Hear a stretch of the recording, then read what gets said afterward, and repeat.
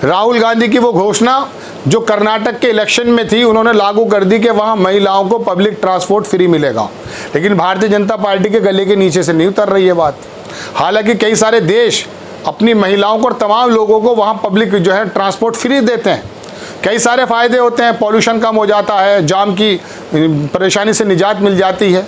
लेकिन आप अगर 5 किलो राशन देते हैं तो पूरी दुनिया में ढिंढोरा पीट देते हैं कि हमने 81 करोड़ लोगों को लाइन में लगा दिया।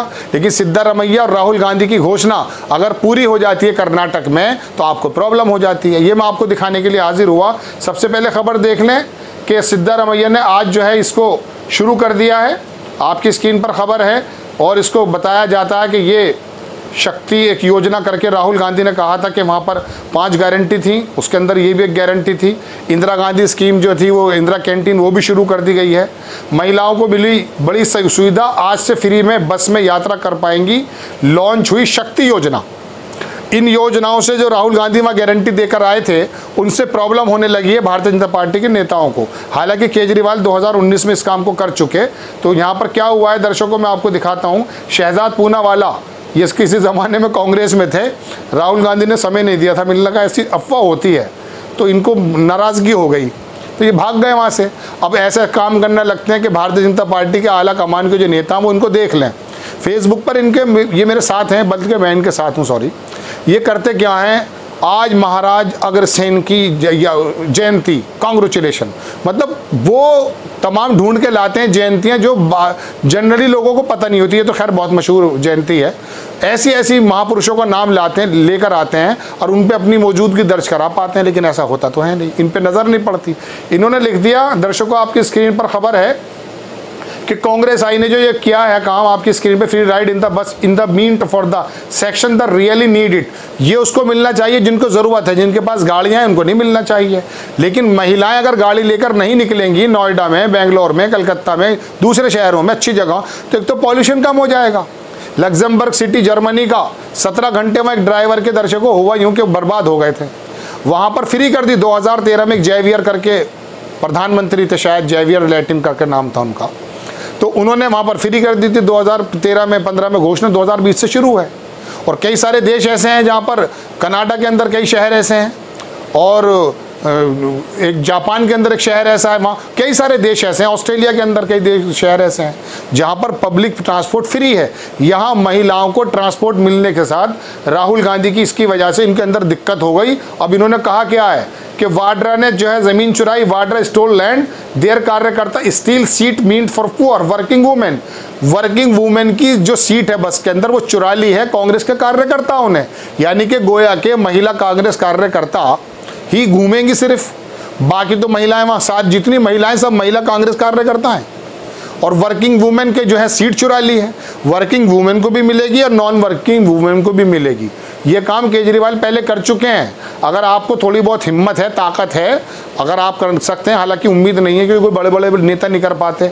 आप तो वैसे भी अल्पसंख्यक विभाग से आते हैं और भाजपा में अल्पसंख्यक विभाग की हालत क्या है हम अपनी आंखों से देख चुके हैं पहले।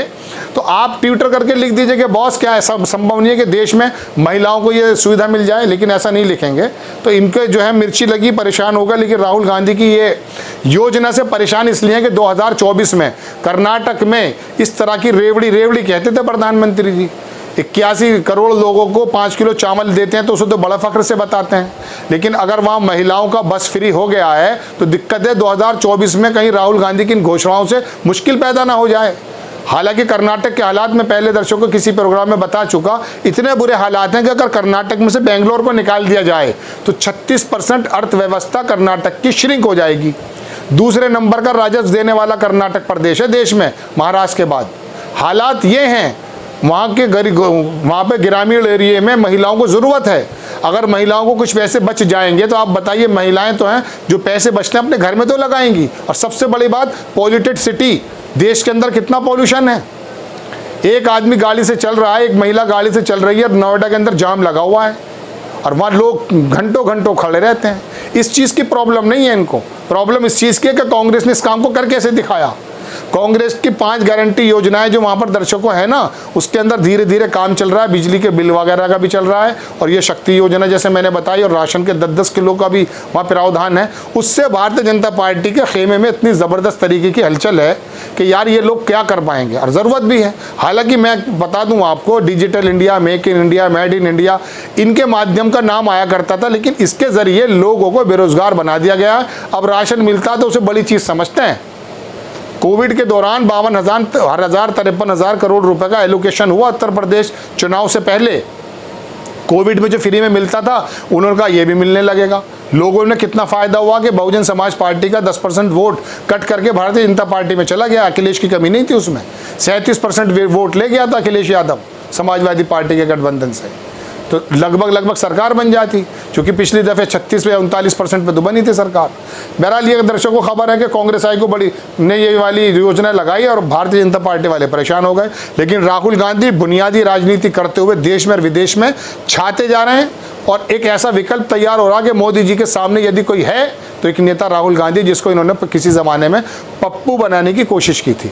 आपको खबर कैसी लगी अपनी राय कमेंट्स बॉक्स में ज़रूर दीजिए। चैनल को सब्सक्राइब कीजिए, शेयर कीजिए। नेक्स्ट टाइम मैं किसी खबर के साथ आता हूँ। जय हिंद। मिलत टाइम्स को आपकी ज़रूरत है, हमारी आप माली मदद करें।